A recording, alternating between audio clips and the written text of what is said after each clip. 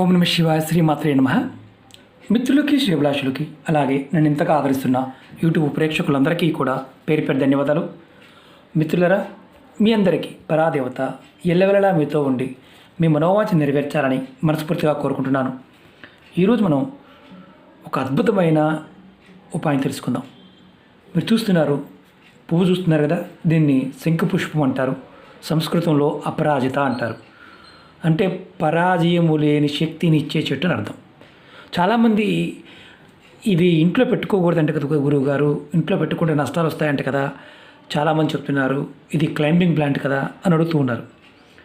మన ఇంట్లో ఉండవలసిన మొక్కల్లో అపరాజిత ఒకటి. చాలామందికి తెలియదు. ఈ శంఖపుష్పము దీంట్లో 4 రకాలు మనకు కనిపిస్తూ ఉంటాయి. ఒకటి ఇలా బ్లూ కలర్ది, తెలుపు, కాస్త డార్క్ బ్లాక్ కలర్లోను, కాస్త మిక్స్ కలర్లో ఉంటుంది. అలాగే రోజ్ కలర్లో కూడా, అంటే కాషాయం కలరు రోజ్ కలర్ మిక్స్లో కూడా కొన్ని ఉంటాయి. ఇవి 4 మనకి అందుబాటులో ఉంటాయి. ఇందులో విశేషమైన శక్తి అన్నిట్లోనూ ఉంటుంది. అన్ని పువ్వుల్లోనూ విశేషమైన శక్తి ఉంటుంది. ఈ పువ్వుల్లో ఉన్న విశేషమైన గుణం, ఈ చెట్టులో ఉన్న విశేషమైన గుణం మన జీవితాన్ని మారుస్తుంది. చాలామంది అసలు ఎలా వాడాలో తెలియదు. మనకి గ్రామీణ ప్రాంతాల్లో ఆ దడుల మీద ఎక్కడ పడితే అక్కడ కనిపిస్తూ ఉంటాయి.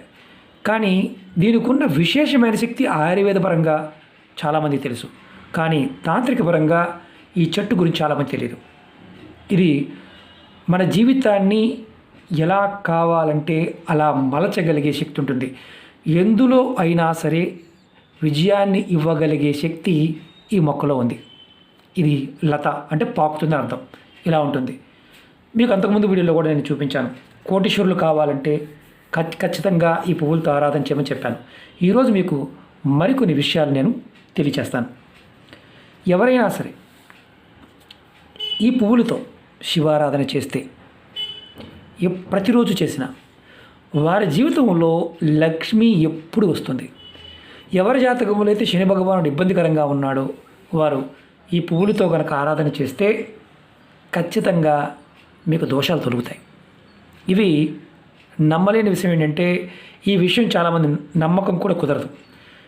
మీరు ఎవరైనా సరే మీ ఇంటి ఇలా కుండీల్లో కానీ లేకపోతే పెరల్లో కానీ ఈ మొక్కని పెంచి పోషించి ఈ పువ్వులతో మీ ఇంటి దగ్గర ఒక నర్మదా శివలింగం కానీ నర్మదా బాణలింగం కానీ శివలింగానికి కనుక పూజ చేస్తూ ఉంటే మీకు విశేషమైన ఐశ్వర్యం కలుగుతుంది. మన ఛానల్లో ఉన్న పిక్చర్ ఏదైతే ఉంటుందో ఈ పువ్వుతోనే ఉంటుంది. నర్మదా బాణలింగానికి విశేషమైన శక్తి కలిగిన పుష్పం. చాలామంది భయపడుతూ ఉంటారు. భయపడేవారు ఎలాగో ఏం చేయలేరు. ఈరోజు మనం ఈ ఉపాయం, అంటే ఎలా చేస్తే మనం ఎలాంటి విజయాలు పొందుతామో చెప్తాను. ఎవరికైనా సరే అంతర్గత శత్రువులు, కుటుంబంలో శత్రువులు, అలాగే ఆఫీసులో శత్రువులు, మనకు సంబంధం లేదారు లేకపోయినా సరే మనని ఇబ్బంది పెట్టాలని ప్రయత్నం చేస్తూ ఉన్నా మీరు చేయవలసిన ఉపాయం ఏంటంటే, ఇలా పువ్వులు ప్రతిరోజు పూజ చేసేటప్పుడు ఒక పువ్వు తీసుకోండి. మీరు మీ ఇంట్లో శివలింగం ఉంటే కనుక శివలింగానికి కానీ లేదా మీరు శివాలయంలో కానీ ఈ పువ్వులు సమర్పించి అందులోంచి ఒక పువ్వు తీసుకొని మీ పర్సులో పెట్టుకోండి. మీ హ్యాండ్ బ్యాగ్లో పెట్టుకోండి. ఆడవారైతే మీ బ్యాగులో పెట్టుకున్న పువ్వు కానీ లేకపోతే మీ పర్సులో పెట్టుకున్న పువ్వు కానీ రెండో రోజుకి మామూలుగానే ఒక రోజులోనే ఓడిపోతుంది.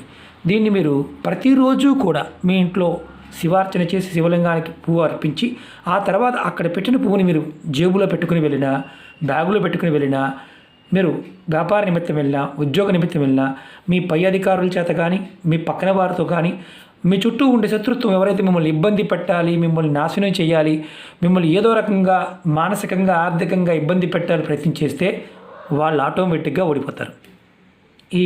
ఈ పువ్వుకు ఆ శక్తి ఉంది. అలాగే మీరు ఇందులో ఈ చెట్టుకి ప్రతిరోజు నీరు పోస్తూ నమస్కారం చేసుకున్న, ఈ చెట్టుకు సాంబ్రాణి పుల్ల చూపించిన, దీపారాధన చేసి చూపించిన లక్ష్మీ అనుగ్రహం కలిగి తీరుతుంది. ఐశ్వర్యం వచ్చి తీరుతుంది. అలాగే ఈ చెట్టు వేరుతో చాలా ఉపాయాలు చెప్పాను. వశీకరణానికి వాడవచ్చు, తంత్రానికి వాడవచ్చు, మంత్రానికి వాడవచ్చు, ఆకర్షణకు వాడవచ్చు. ఈ చెట్టు వేరులో విశేషమైన శక్తి ఉంటుంది. ఆదివారం అమావాస్య, గురు పుష్యమి, రవి పుష్యమి నక్షత్రంలో ఈ వేరు తీసుకోవచ్చు. ఈ వేరు తీసుకునే ముందు రోజు ఖచ్చితంగా నిమంత్రణ చెప్పుకోవాలి. మంత్రాన్ని చెప్పుకొని నీటి సమర్పించి రెండవ రోజు ఉపవాసం ఉండి ప్రదక్షిణ చేసి ఈ చెట్టుకు దీపారాధన, ధూపదీప నైవేద్యాలు సమర్పించి వేరు తీసుకోవాలి. ఉత్తరం వైపు ఉన్న వేరు తీసుకొని మీరు ఎవరైనా సరే తావీజులో కానీ ధరించిన, అంటే మన కుడి చేతికి తావీజులు ఆడవారిని మగవారిని ధరించవచ్చు, తావీజులో ధరించిన విశేషమైన ఆకర్షణ కలుగుతుంది, ధనాకర్షణ కలుగుతుంది, జనాకర్షణ కలుగుతుంది. మీరు డబ్బుని అద్భుతంగా సంపాదించగలుగుతారు. ఈ తేలికగా కనిపించే పువ్వే కానీ విశేషమైన శక్తి. శివారాధనకి తెల్లటి పువ్వులతో శివారాధన చేసి మీరు మనసులో ఉన్న కోరికలు గనక చెప్పుకుంటే మీకు ఖచ్చితంగా ధనం వచ్చి తీరుతుంది. 100కు 100% గ్యారంటీ. భయపడే వాళ్ళు మాత్రం ఇంటి దగ్గర పెట్టుకోమాకండి. ఇవి మీకు నర్సరీలో దొరికేస్తాయి. ఒక గింజ దొరికినా చాలు మీకు ఇంటి దగ్గర పెట్టుకోవచ్చు. ప్రయత్నపూర్వకంగా చేయండి. విశేషమైన శక్తి కలిగి ఉంటుంది. భయాలు వదిలేయండి. ప్రకృతి మనకు అన్నీ ఇస్తుంది. ప్రకృతిలో ఉండే శక్తి మనం పట్టుకోగలిగితే ఖచ్చితంగా దైవశక్తి మనకు సహాయం చేస్తుంది. ఈ చెట్టులో ఉన్న శక్తి విశేషమైన శక్తి. శివారాధనకి ఈ పువ్వులు వాడి మనం కనుక నిత్యము కనుక మన దగ్గర పెట్టుకుంటే ఎంత పెద్ద శత్రువైనా సరే మన ఇబ్బంది పెట్టాలనుకుంటే వాళ్ళు నిర్వీర్యమైపోతారు. అంతకుముందు వీడియోలో కూడా నేను చాలా చెప్పాను. ఈ చెట్టు మీరు గుర్తుంచుకోండి, ఈ చెట్టు కాయలు మామూలుగా మనకి చిక్కుడుకాయలాగా ఇంత పొడుగొస్తాయి. దానిలో మీరు విశేషంగా మీకు ఫలితం కలగాలనుకుంటే మీరు చేయవలసింది ఏంటంటే, మనకి అమ్మవారి నవరాత్రులు వస్తాయి, దేవీ నవరాత్రులు. ఆ సమయంలో మీరు ఇప్పుడు పెట్టుకున్న ఆ సమయానికి పువ్వులతో అమ్మవారిని ఆరాధించిన మీకు అద్భుతాలు జరుగుతాయి. ఖచ్చితంగా అద్భుతాలు చూస్తారు. దేవీ నవరాత్రి సమయంలో కూడా ఈ మొక్కని మీరు ఎప్పుడు పెట్టుకోవాలని అనుమానం ఉంటుంది. ఎప్పుడైనా పెట్టవచ్చు. కానీ విశేషమైన ఫలితాలు కావాలనుకుంటే మీరు దేవీ నవరాత్రి సమయంలో ఈ మొక్కని పెట్టి పోషించండి. మీరు అద్భుతాలు చూస్తారు. చాలామంది ఏమంటే మొక్క దగ్గర బతకడం లేదండి అంటుంటారు. దీనికి క్లైంబింగ్ ప్లాంట్ కొన్ని సంవత్సరాల తర్వాత చనిపోతుంది. మళ్ళీ కొత్తది పెట్టండి. అలా మీరు పెట్టుకుంటూ ఉండవచ్చు. ఇప్పుడు చూడండి, ఈ చిన్న మొక్క నా దగ్గర ఎప్పుడూ ఉంటాయి. చాలా విశేషమైన శక్తి కలిగిన మొక్క. మీకు అవకాశాలని కలగజేస్తుంది. అద్భుతాలని, అంటే మీ మనసులో ఉన్న కోరికలు నెరవేరుస్తుంది. దైవ బలాన్ని పెంచుతుంది.